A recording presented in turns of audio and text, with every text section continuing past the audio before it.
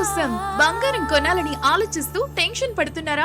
Malabar golden diamonds అందిస్తుంది wedding advance plan. కేవలం 10% చెల్లించి ఈ రోజే మీ బంగారు నగల ధరని లాక్ చేసుకోండి. తర్వాత మీరు కొనడానికి వచ్చినప్పుడు బంగారం ధర పెరిగి ఉంటే మీరు లాక్ చేసిన ధరకే చెల్లిస్తారు. ఒకవేళ ధర తగ్గి ఉంటే కొత్తగా తగ్గిన ధరకే చెల్లించే అవకాశం పొందండి. మీ ప్రత్యేకమైన పెళ్లి రోజును మరింత అందంగా మార్చుకోండి మలబార్ గోల్డెన్ డైమండ్స్ తో.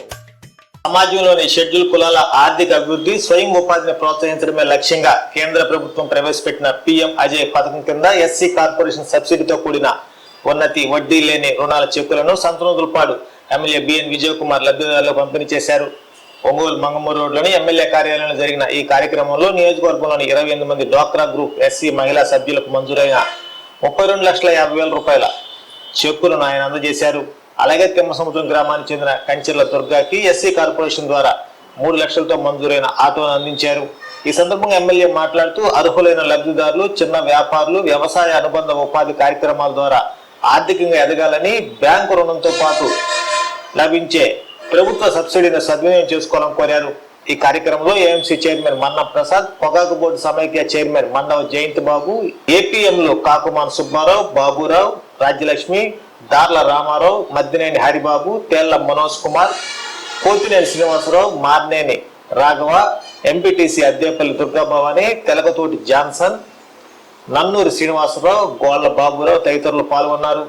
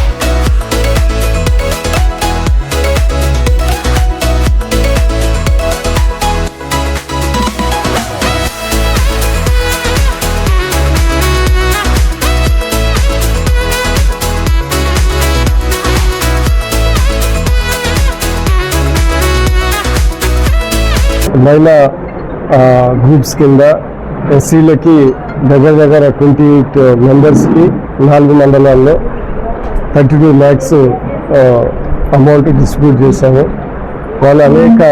వాళ్ళ సెల్ఫ్ ఎంప్లాయ్మెంట్ కోసం అనేక బిజినెస్లు తీసుకున్నారు. ఒకళ్ళు ఆటో అంటే, ఒకళ్ళేమో శారీస్ అని, ఒకళ్ళేమో బొటిక్స్ అని, ఫ్లవరింగ్ అని, ఇవన్నీ చాలా చేసుకుంటారు.